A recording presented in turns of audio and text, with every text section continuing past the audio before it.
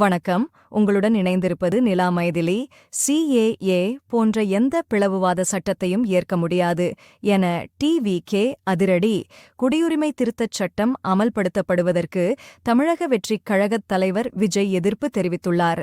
பிளவுவாத அரசியலை முன்னிறுத்தும் எந்த சட்டமும் ஏற்கத்தக்கது அல்ல என விஜய் தெரிவித்துள்ளார். 2019ஆம் ஆண்டில் CAA சட்டத்திற்கு எதிராக நாடு முழுவதும் கடுமையாக போராட்டங்கள் நடைபெற்றன. கொரோனா தொற்று காரணமாக போராட்டங்கள் ஓய்ந்திருந்தன. சட்டம் நிறைவேற்றப்பட்டு 4 ஆண்டுகள் கடந்த நிலையில் தற்போது லோக்சபா தேர்தல் நெருங்கும் சூழலில் அதனை மத்திய பாஜக அரசு அமல்படுத்தியுள்ளது.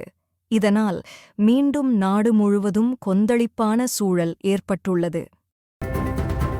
மக்களவைத் தேர்தல் விரைவில் நடைபெறவுள்ள நிலையில் CAA சட்ட அறிவிக்கையை மத்திய பாஜக அரசு வெளியிட்டது பரபரப்பை கிளப்பியுள்ளது.